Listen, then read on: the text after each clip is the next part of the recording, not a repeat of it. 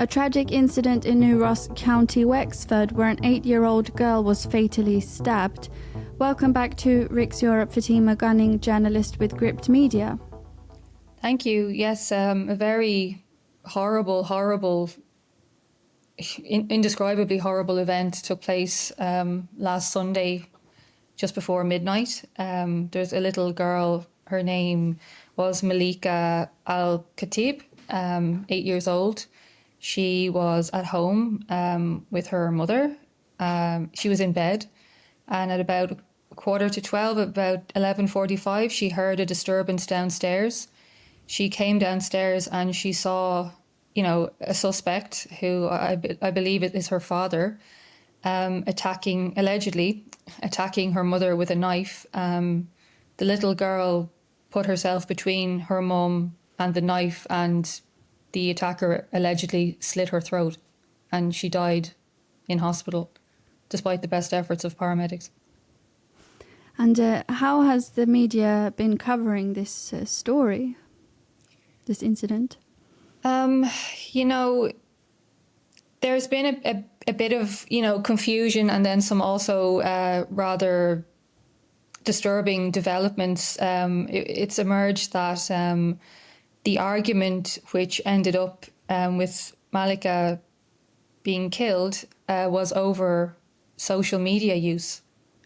So this suspect reportedly was very unhappy that Malika's mother was using social media and took a knife to her. She received stab wounds to her chest. And after he had, stabbed the woman, her name is Malika Al Kattib, he turned the knife on himself, but he didn't manage to do much damage to himself. But the suspect, that's what happened. Now, there's been quite a little bit of confusing reporting. Like they're saying that at first the mother's name was reported as being Alicia, and it said that she was an Irish national. And then it turned to Aisha, and they're saying she's an Irish woman. So at this point, for what it's worth, it's actually unclear whether she is, an Irish citizen with migrant background, or if she is an Irish person.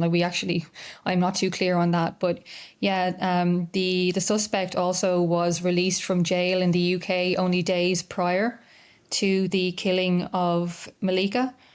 So yeah, there's a lot of, I think, questions to be answered in relation to what happened there and how it happened, why it happened. How has it impacted the local community and influenced the public opinion now on crime and safety in Ireland? I think a lot of the voices that I've heard from the local community have said, just expressing shock and saying, well, this kind of thing doesn't happen in our town in New Ross. And then, well, you'll have other voices saying it does now. I think that the mainstream media have, particularly the national broadcaster, has made some efforts to downplay the situation. Also, our national police force, they were quick to say that this person is not an asylum seeker, like the suspect. And honestly, I think that's a bit of an improvement on the lack of information that they were giving around cases like this previously. I think, credit where credit's due. They did get on top of that narrative quite quickly and say, no, this is not the case. We still don't know exactly why he was in prison in the UK. What we know is that it was fraud-related offences. We don't know if perhaps he benefited from Keir Starmer's early release programme. There's a lot of, background questions that I think really need to be answered, and, hopefully they will be quickly. Has this incident sort of affected the discussion around immigration and integration in Ireland? I think it certainly has. You certainly see that online. Just a year ago, we had 3 children stabbed by a suspect that is from Algeria. And now a week over, that was the 23rd of November. And now on the 3rd of December, another child was at this time, unfortunately, fatally stabbed with a non-national suspect. I should clarify that the suspect in the stabbing of the 3 children is an Irish passport holder, but he is a man of Algerian origin. So obviously, yeah, I mean, and I think that the government obviously doesn't want that narrative to flourish. I don't think, it does seem like every time, like the government and the mainstream media, every time there is one of these horrific events, like the murder of the 2 gay men down in Sligo, like the murder of Aisling Murphy, where it turns out that the suspect, and in both those cases, the person was actually convicted, is a foreign national. I think that the treatment and the narrative around the crime is handled very differently. And call me cynical, but you do see things that are suspiciously like narrative management, like what you saw in Southport in the UK.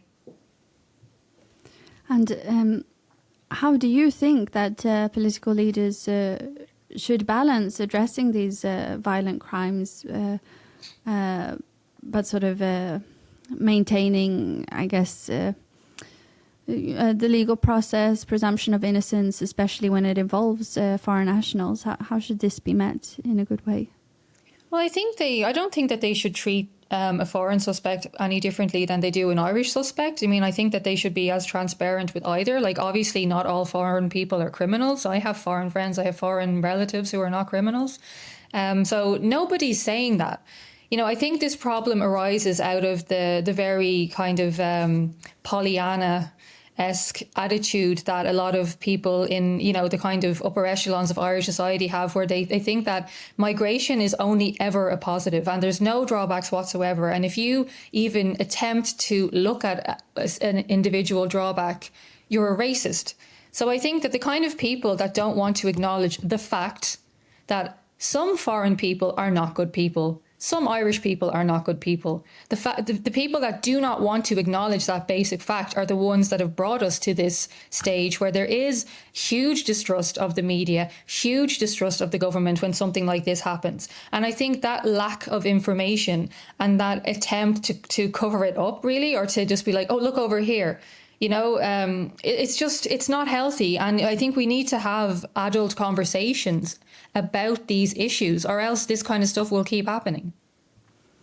And how do you think political leaders can now ensure safety for children and families in the communities across the country? I mean, it's hard to say. I'm not really in a position to suggest policies, but I know that after the stabbing last year, that I believe that Gardaí were sent outside that school where the three kids and the care worker were stabbed. I don't actually know what the response has been to this. It is a tragic incident, a horrible incident that happened in the child's home. So, and the child is now no longer with us. So, it wasn't like it was something attached to a school or what would you say, like a place where there are more children that might need to be guarded. Like, sorry to sound insensitive, I don't know what other way to put it. But yeah, I'm not sure what they're going to do. It's not an easy question. So, thank you so much, Fatima Gunning, journalist with Gript Media, for your insights. Thank you. And thank you for watching Riks Europe.